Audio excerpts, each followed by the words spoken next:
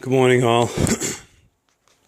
This video here is pertaining to a problem that I had and that I see that a lot of other people had on the 22RE crank but no start issue.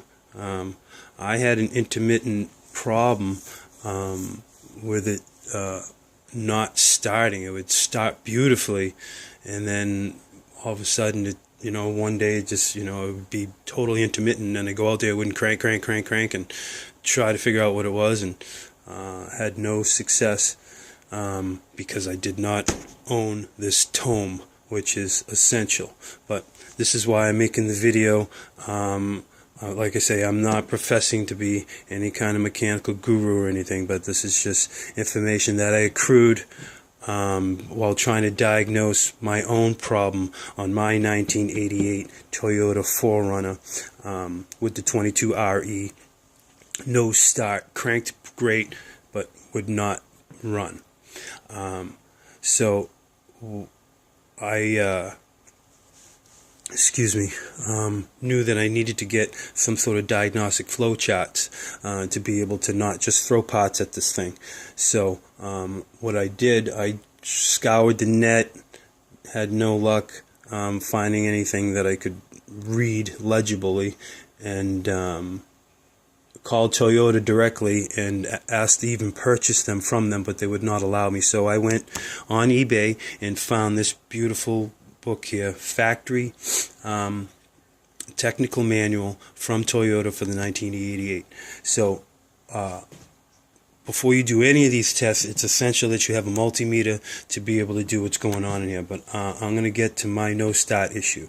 But I'm going to make a series of different videos, but I'm just going to kind of touch on this stuff right now to get you folks started on what I needed to do. But what you first got to do is, obviously make sure you have full battery voltage, you got good battery power going on, and before you do any of these tests. But this is how you get the codes. So that's how I was able to narrow down my problem. But what I suggest everyone do is there's a diagnostic connector over on the passenger side, and you cross T and E to be able to get the diagnostic codes to flash.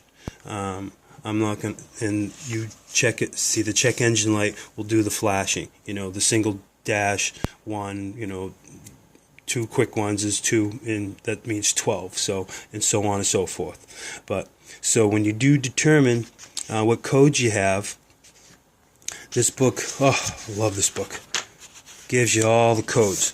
So I'm going to scan over it, so when you folks do figure out what codes you have, see, here's the code number, and it coincides, and it tells you, the number of engine blinks, which, the system, and what it does.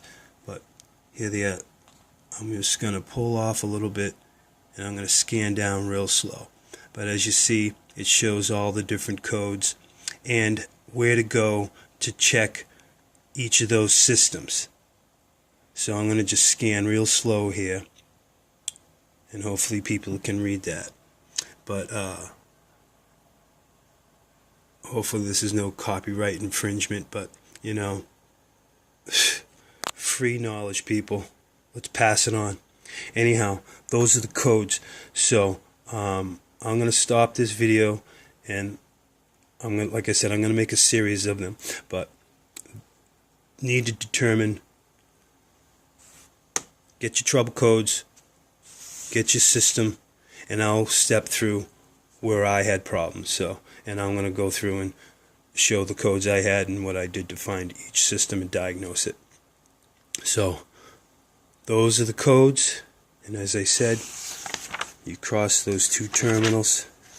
Now there's the flow charts there, but I'll find it after. But go ahead, cross those two terminals as I showed you earlier, count the flashes, go to the trouble chart, the codes that I just showed you, and I'll see you in a little while. Okay, thanks for listening.